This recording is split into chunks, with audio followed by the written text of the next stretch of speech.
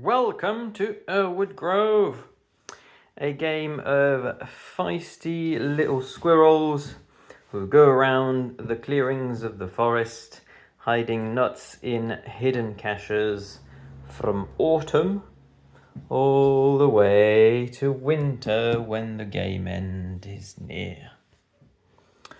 Let's just jump straight in. So, white, you're at the back of the time track. It is their turn. So, what are they going to do?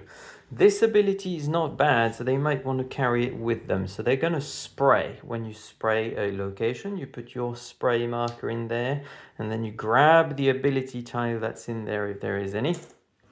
And now you carry this ability with you until you spray somewhere else or someone sprays over the location that you sprayed, and that costs you 2 time for spray, so 1, 2.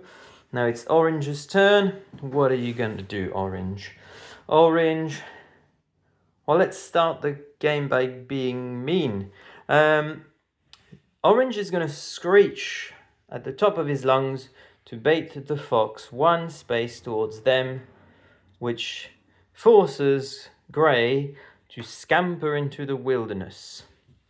When you scamper into the wilderness, 1, 2, you're forced at the front of the time track, losing your turn order, but getting a couple of nuts of compensation, as many spaces as you moved forward. So that costed him 1 time, and now it's his turn again. So he's probably going to skitter. Skittering is moving. You can also skulk to move through occupied spaces, cost twice as much time.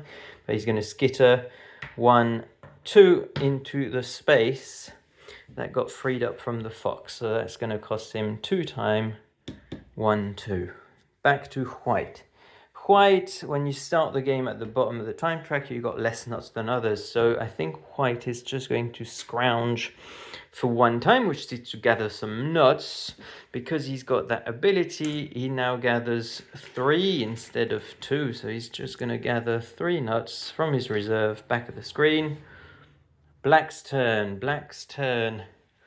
That's a half decent value location.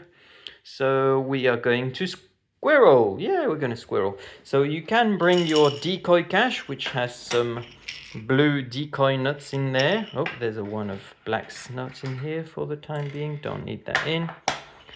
Bring that just to make some noise so that we don't know how many were in there when we bring it back. And here we drop nuts just to make the noise.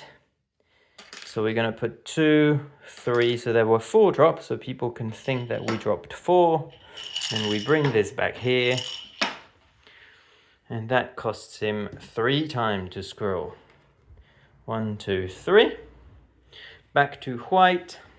And now that you've got some nuts and you're at the back, so we could skitter once into a better location. And then we'll squirrel as well for 1, 2, 3 time. So we'll bring that one back behind our screen, and then we'll drop a nut. This is quite good, so good point to show this. Every player starts with a golden nut. There is only 1 per player, and it's worth 5 nuts, but it only still makes 1 drop sound. So people think I've only put 1 nut in there, but I've got a value of 5 in there. Back to orange. Nobody took him out, so he's still in there. He's going to, of course, drop as many nuts as he can into this extremely high value. So he's going to probably drop his golden. 1, 2, 3, and let's just pretend that we dropped 1 more when we didn't. So that costs him 3 time. 1, 2, 3.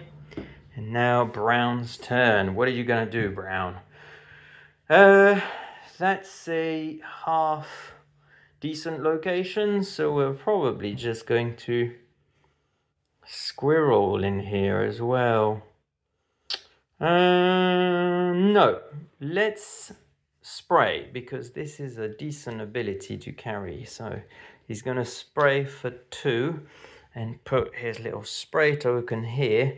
And this one, when you squirrel, you can squirrel into an adjacent cache of an empty clearing instead, which is pretty useful because it means you can stay in a low value location whilst dropping stuff in a high value location. Now it's the end of Brown's turn. He was last to on the turn track order, so he had this little hawk token which says at the end of his turn the hawk activates. The hawk knows where the squirrels like to hang out, so the hawk always goes into an occupied clearing of the highest value cache.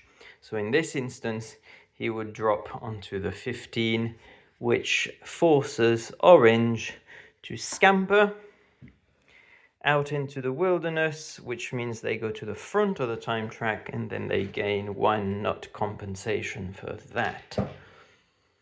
Where are we? Let's do a couple more turns just to show how you come back into the game when you've been scampered out. So Black first. Black is going to just skitter next door. Boop. And now it is Grey's turn. Grey is currently scampered into the wilderness. When you're scampered and you want to come back in, you just choose any edge clearing and then you just come back in for free. And then you do your turn. So maybe he just came back in here and then he would 1, 2, 3 squirrel into there, but that is enough to get a good gist of the game. There are some little fighting rules where you have to reveal your nuts from behind your screen when you enter a location with another squirrel, when you skitter into a location with another squirrel, and then you compare the amount of nuts in that fight. The attacker is always the winner, so the loser always gets scampered, but the amount of time it costs the attacker depends on how many nuts you had compared to the defender. And that is the gist of the game. You do this until you reach the winter spaces.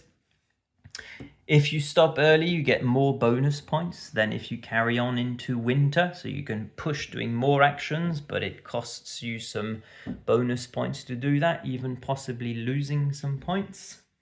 And then you reveal every cache, score the majorities for each player, and whoever has the most points has best prepared for winter. During the game, if you feel like you want to heavily strategize, you can keep track of how many nuts you put somewhere and how many nuts others put in that same location. And that's it. That is Urwood Grove in a nutshell.